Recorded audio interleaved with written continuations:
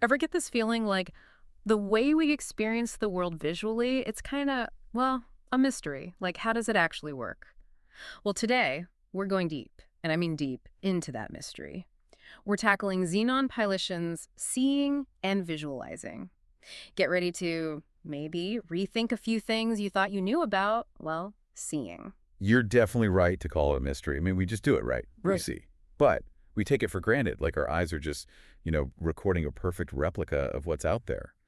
But as Pylyshyn dives into, it's so much more to it than that. So you're saying it's not like this comfy Cartesian theater going on in our heads, like we're not just watching a movie of the world playing in our brains. Not quite, no. Okay. It's a nice thought, right? I mean, it kind of makes sense at first.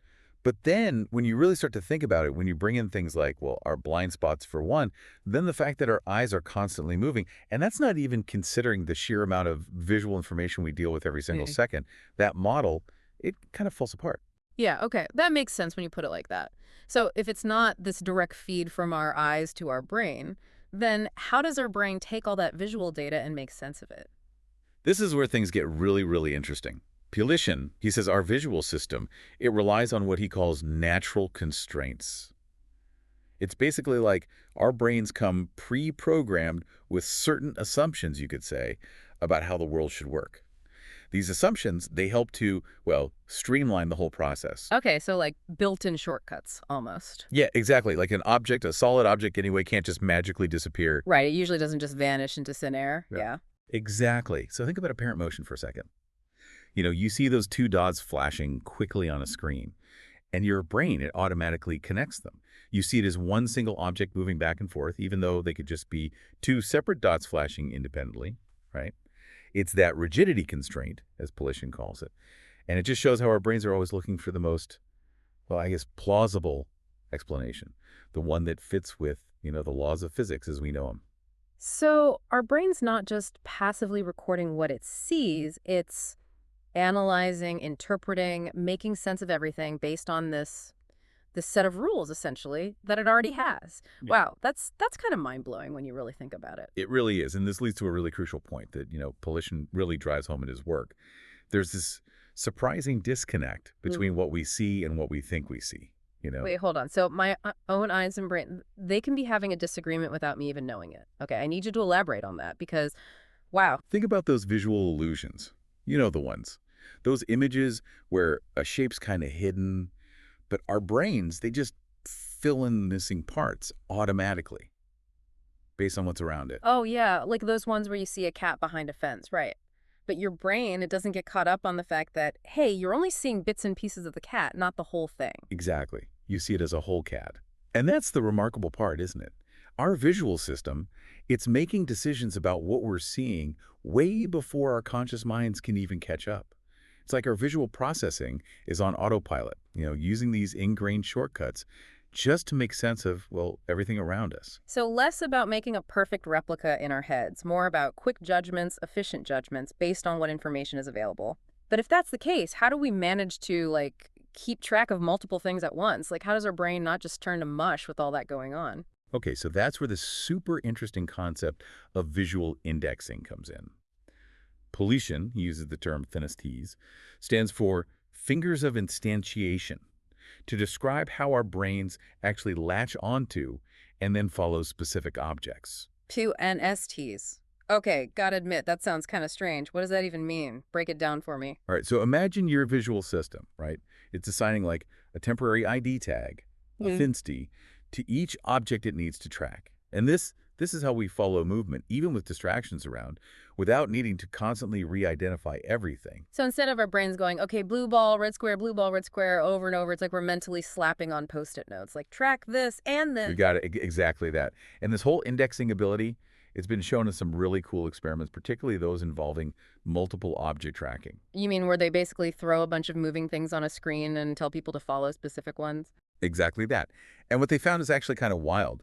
People, they can accurately track a surprising number of objects all at the same time, way more than we'd expect if our attention was just jumping back and forth like a single spotlight. Wow, that's amazing. So our brains are like processing ninjas or something, effortlessly tagging and tracking all these things at once. That's a great way to put it. And this really challenges that whole idea that we can only focus on one thing at a time. Our visual attention, it's way more powerful and flexible than we probably realize. Okay, wow.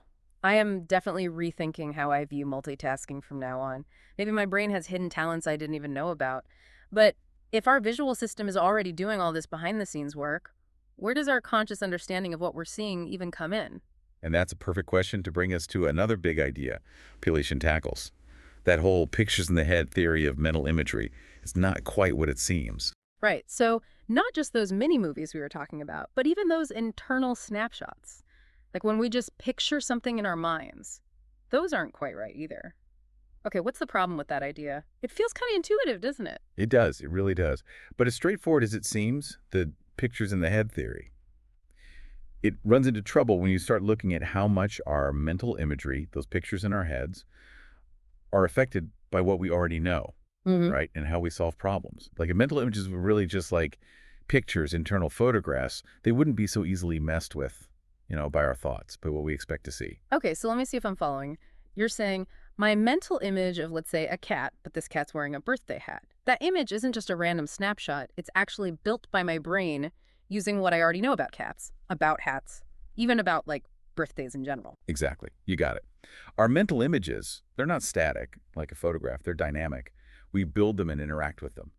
In Pylyshyn, he points out, even simple stuff we do with mental imagery, like imagining a map, it's all influenced by, our understanding of how things are spaced out, spatial relationships, and our own logic. Hold on. So my mental map, it's not just a picture, it's more like a model.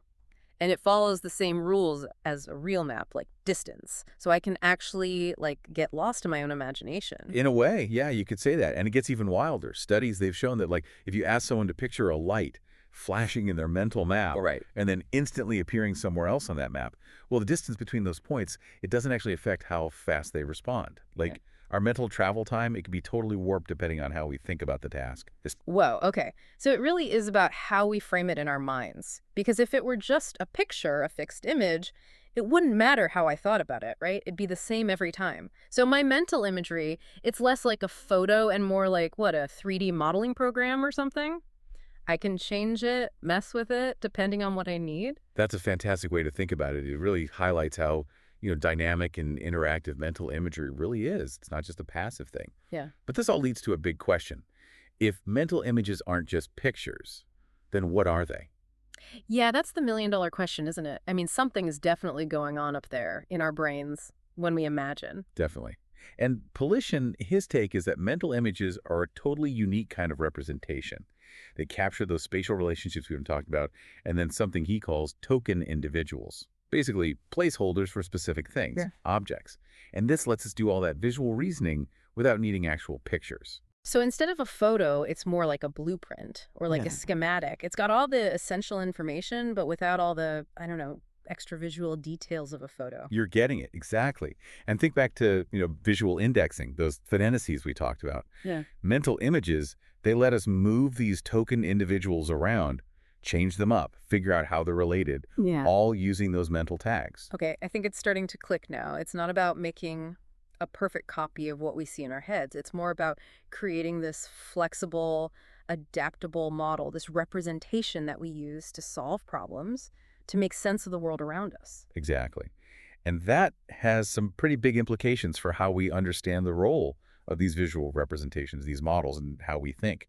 It suggests that our visual system isn't just passively taking in information, it's actively involved in shaping how we make sense of things, how we navigate the world. So even when our eyes are closed and we're just imagining, our visual system, it's still hard at work behind the scenes helping us make sense of things. Precisely. And this is where Pylyshyn makes a really key distinction between visual perception and cognition. They're linked, definitely, but they're not the same thing. Vision, the way Pylyshyn sees it, it's about getting information from the world, using those natural constraints we talked about earlier. But cognition, that's about processing that information, understanding it, making decisions. It goes way beyond just seeing. So vision, that's the raw data, and cognition is like the software we use to make sense of it all. That's a great way to put it. And Pylyshyn's argument is that early vision, that part that handles the basic, extracting features and such, it's surprisingly independent from our cognitive processes. So even though I know, like, logically that the moon is this giant rock in space, My visual system, it still sees it as, a bright circle. That knowledge doesn't actually change what my eyes are seeing. You got it. And a perfect example of that is those optical illusions, right? Even when we know intellectually that it's an illusion, our visual system can still be fooled. It suggests that early vision, it's playing by a different set of rules, separate from what we consciously believe or know. It's fascinating and honestly a little creepy to think that our own brains can be tricked like that, even when we know it's a trick. It really speaks to just how complex and independent our visual processing is. And it raises a pretty big question. How much of what we see, what we perceive, is actually shaped by stuff happening in our brains, unconsciously, below the level of, like, our awareness? Now, that's a question I'm not sure I'm ready to answer, especially not this close to bedtime. But seriously, this idea that our brains rely on these assumptions about the world, it's pretty wild. But what happens when those assumptions turn out to be wrong? Like, what about when our visual system comes across something totally unexpected, something outside its normal experience? What if you suddenly looked up and saw, like, a giant floating eyeball in the sky? Uh-huh. Now that takes us into some pretty interesting territory. Right. Would our visual systems, so used to those pre-programmed rules, would they even be able to process something like that, something so strange? Would they try to force it to fit into the categories we already have, or would it just be like system overload? That's a fascinating thought experiment. Now, Pylyshyn's work, it doesn't directly tackle that scenario, but it definitely opens up some really interesting avenues to explore. It really does. It makes you realize how much we still don't get about our own minds, even something as basic as sight. And that's one of the most compelling parts of Pylyshyn's work, for sure. He doesn't just challenge our ideas about how we see, he also makes us want to keep asking questions, keep exploring these mysteries of perception. Absolutely. And that curiosity, that drive to understand how our minds tick, that's what makes these deep dives so rewarding, honestly. It's like peeling back layers of an onion, each layer revealing something even more intricate and honestly often really surprising. Couldn't have said it better myself. Speaking of peeling back those layers, there's one more really cool aspect of Pylyshyn's work we should get into. That relationship between visual imagery and imagination. Now that's where things get really, really interesting. All right, so we're back. And I feel like it's about to get really meta in here because we're diving into the land of visual imagery and imagination. Okay, after everything we just unpacked about how our brains actually see Yeah. what's left to uncover. Well, remember how we were talking about mental images, how they're not really like pictures, photographs in our heads, but more like blueprints, schematics. Right, right. Those representations that capture the relationships between things in space and use those token individuals instead of all the Sure. visual details. So now think about this. We use those blueprints, those mental models, not just to remember what we've seen, but to create, well, totally new scenarios. We imagine possibilities. That's where imagination comes in. Okay, so my ability to picture, let's say, a cat, but this cat's wearing, I don't know, a little birthday hat, even though I've never actually seen that. That's my imagination taking those visual representations we've talked about and getting creative with it. That's it.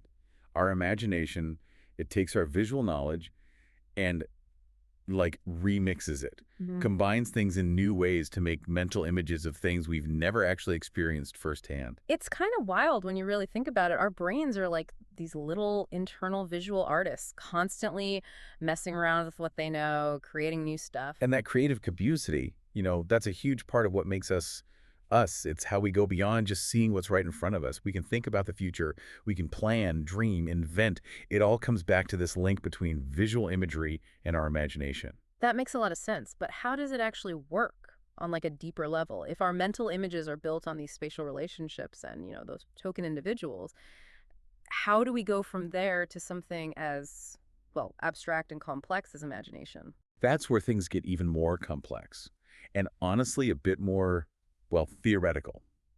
Pylyshyn, he doesn't really lay out a definitive answer, but he suggests that a big part of it is our ability to actually reason about what we see, to take information from our visual systems and make inferences, make connections. So it's not enough to just have the visual building blocks. We also need to know how to use them. We need to be able to put them together in ways that, I don't know, make sense, ways that are imaginative. Exactly. Our imagination, it uses those visual representations, but it also pulls from, our broader knowledge, our understanding of how the world works. Okay, so like what's an example of that? Imagine you're trying to design, let's say, a new type of chair. You might start with, mental pictures of chairs you've seen before, messing around with different shapes, what it's made of, how it works, that sort of thing.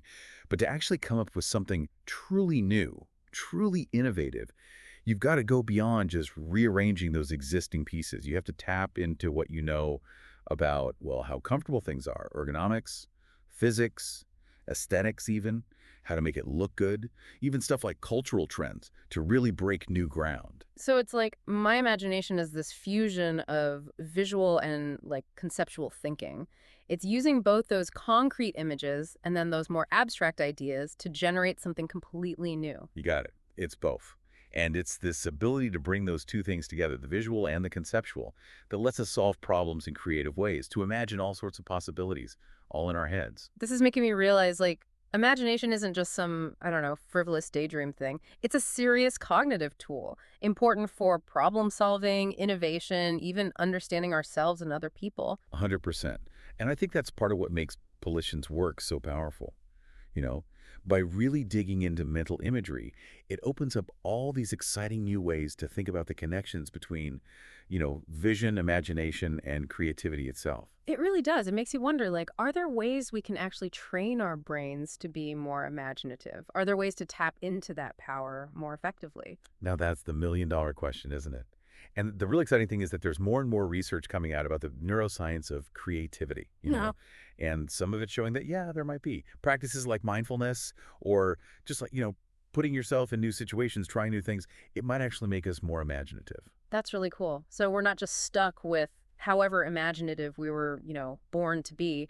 We can actually work on that, see how far we can push our own minds. Exactly. And that's part of what makes this whole area of studies so fascinating. It's not just about figuring out how our minds work. It's about, well, can we use that knowledge to do more, to be more creative, live more fulfilling lives? I love that. And on that note, I think we've reached the end of our deep dive into seeing and visualizing. It's been quite a ride, hasn't it? We questioned what we thought we knew, sparked some new curiosities, and honestly, probably ended up with more questions than answers. But isn't that kind of the best part about, well, any intellectual adventure? It absolutely is. And, as we continue to explore the human mind, I have no doubt that Pylyshyn's work will continue to be a guiding light. It'll keep sparking new discoveries and, well, pushing the boundaries of what we thought was possible for a long, long time. It really will. And with that, until next time, keep those minds open, those imaginations running wild, and always remember sometimes seeing really is believing, even if it's not always quite what we think.